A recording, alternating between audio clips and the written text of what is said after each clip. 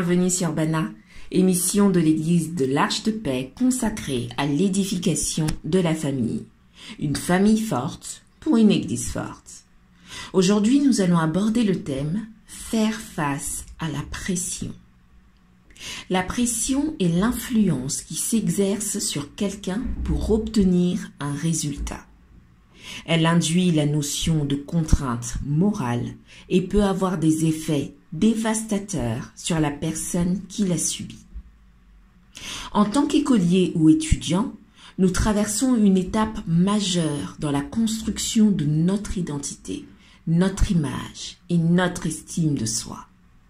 C'est dans cette phase que la sensibilité à la pression est maximale. En effet, nous devons composer avec les ambitions de nos familles pour nos vies, avec ce que le système scolaire nous enseigne et ce que la société nous impose.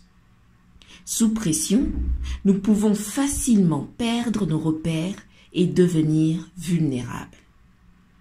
Dans ces conditions, comment s'assurer de ne pas faire des choix qui iront à l'encontre de notre salut? Tout d'abord, acceptons véritablement de suivre Jésus. En effet, la recherche de nos intérêts personnels avant celui de Christ est l'un des facteurs qui nous affaiblit face à la pression. Or, pour suivre le Seigneur, la parole nous enseigne d'abord à renoncer à soi-même. Matthieu 16, versets 24 à 26. Ainsi, si nous restons focalisés sur la volonté du Seigneur, quels que soient les sacrifices que cela implique, il prendra soin de nos intérêts, car il honore ceux qui l'honorent. 1 Samuel 2, verset 30. Puis, marchons selon l'Esprit de Dieu. Choisir de suivre Christ, c'est entrer dans un combat spirituel où l'ennemi utilisera toutes sortes de moyens de pression pour nous désorienter. Pression de l'entourage, pression scolaire, pression sociale. Nous prendrons le temps de les développer en profondeur dans nos prochaines émissions. Pour l'heure, retenons que ce n'est ni par la puissance, ni par la force, mais par l'Esprit de Dieu que nous tiendrons fermes face aux tentatives de déstabilisation de l'ennemi. Zacharie 4, verset 6. Ainsi, en étant transformés intérieurement par l'Esprit de Dieu, nous serons déterminés à ne pas nous conformer aux standards de ce monde. Romains 12, verset 2. Enfin, cherchons à rendre notre foi inébranlable. Dans la Bible, Daniel était un jeune homme de foi dans un milieu hostile. Malgré les injonctions royales, il était résolu à ne pas se souiller avec les mets qui lui étaient imposés. Daniel 1, verset 8. Être résolu, c'est prendre une position et s'y tenir.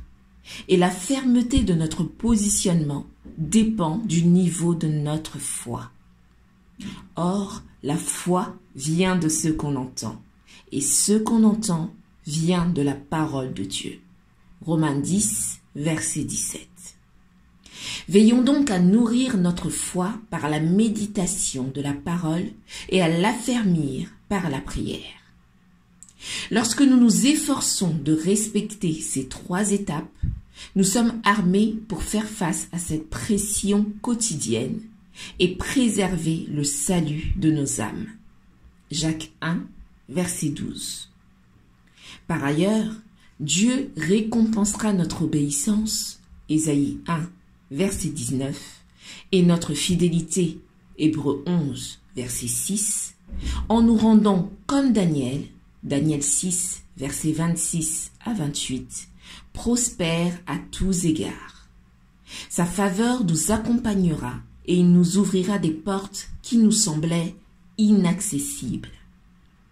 Alors conformons-nous à la volonté du Seigneur plutôt qu'aux principes de ce monde, et nous serons de ceux qui apportent le changement en reflétant les valeurs, la vérité et la vie dont le monde a besoin.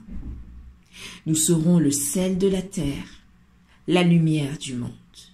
Matthieu 5, versets 13 à 14. Que Dieu vous bénisse. Merci de votre écoute et à très bientôt sur Bana.